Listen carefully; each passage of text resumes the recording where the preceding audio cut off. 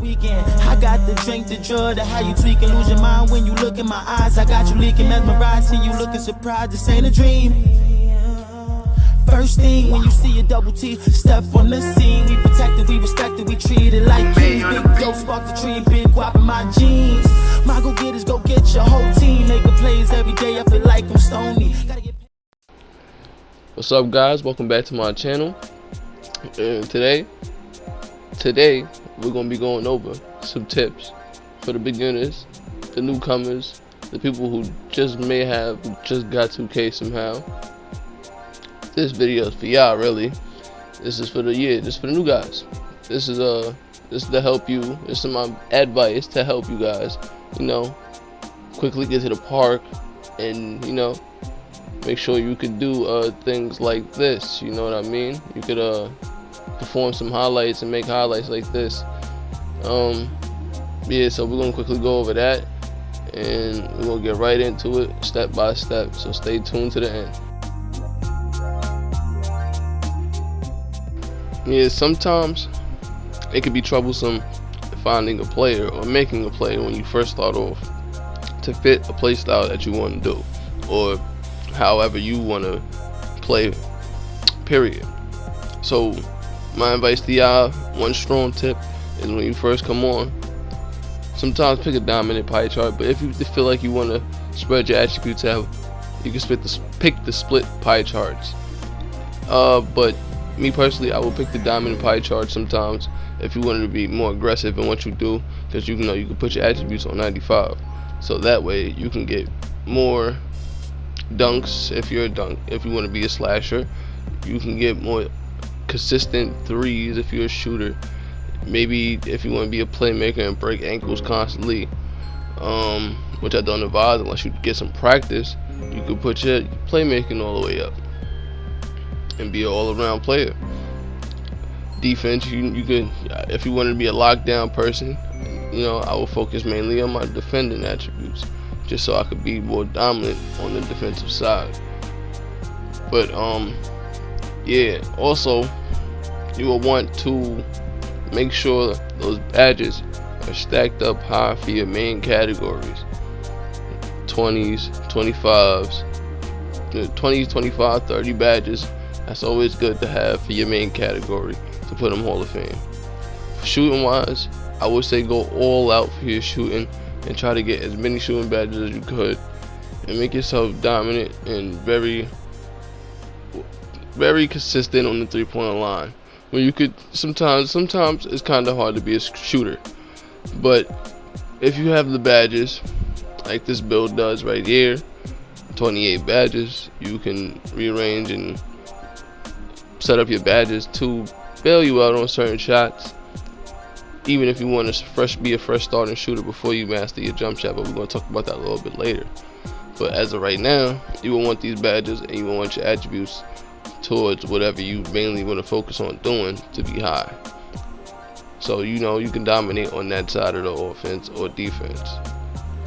And you can always focus on dominating whoever you're going against in that position with these attributes. You can always worry about the mismatches or whatever you feel like the future may hold for you, but the main focus for me at this point is to make sure you're dominant on the offensive side or defensive side. I'm gonna get to the next tip. Alright guys, so in this tip right here, I just wanted to say that you guys will really want to focus on what you're dominating at. If the pie chart is a slash and pie chart, you will want to focus on this finishing at the beginning to make sure you can still live up to what you got to do on that side of the court, offensively or defensively. If you're locked out, you'll want to focus on your defense first. Since I'm a shooter, as you can see, I put my threes up automatically. I put my layups up. This is back when my 80 scoring machine was an 80. Well, this is back when my scoring machine was an 80. Yeah, put my mid-range up, my threes up, my playmaker, my ball handle up, and I put my driving layups up, the stuff that I need so I can be successful on certain sides of the offense and certain sides of the defense. Like, you need perimeter defense because I'm a guard, so I'm gonna be playing out on the line a lot. So you want to focus mainly on what you really need to do or really want to do in the beginning, so you can get your badges and come out early aggressive and do what you gotta do. We're gonna get right to the next tip. Basically, what I mean by practice your dunking or its jump shot is whenever you play My Career, if you play My Career half the time or most of the time or a little quarter at a time without your friends, whatever you do, go on My Career or Player Nation and call for the ball and take some shots. Don't take bad shots, because you always want to practice and get your hot spots and hot zones. So take high percentage shots, get your hot zones, and practice your jump shot. Whatever jump shot you choose, practice your jump shot and take the time, learn the release, look at the form, look at your body, look how the ball goes over your head, take the time to learn the jump shot. When it comes down to dunking, look at all the space you can get. Like whenever you do a hop step or a euro in My Career, or whenever it does count, just watch how you got your success, I should say. You always want to make sure you take note or watch every animation you get, so you can come out and go to the park and do stuff like what you see on the screen and be aggressive. So make sure you go play My Career. Whenever you playing, you gotta practice your jump shot, get the timing down pat, and when you're dunking, learn how to pick out your dunks. When's the best time to pick out a dunk or a layup, or when's the best time to hop step or euro. You got to make sure you pick out or practice your jump shots, and spacing the floor, your timings for your dunks, your timings for your jump shots. And we're gonna get right to the next tip and the very last tip. Alright, this is the most vital tip I can give you guys.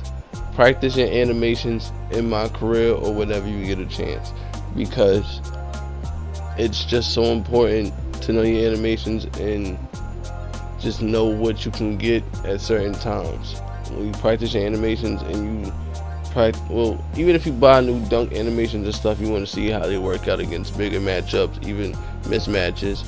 So when you get in a live game, you would know how they will already work. Just don't always do what you do in My Career in live games, because you gotta always remember, people are just like you or more evolved than you on a whole nother level. And that's my last tip. Make sure you play My Career. Stay tuned.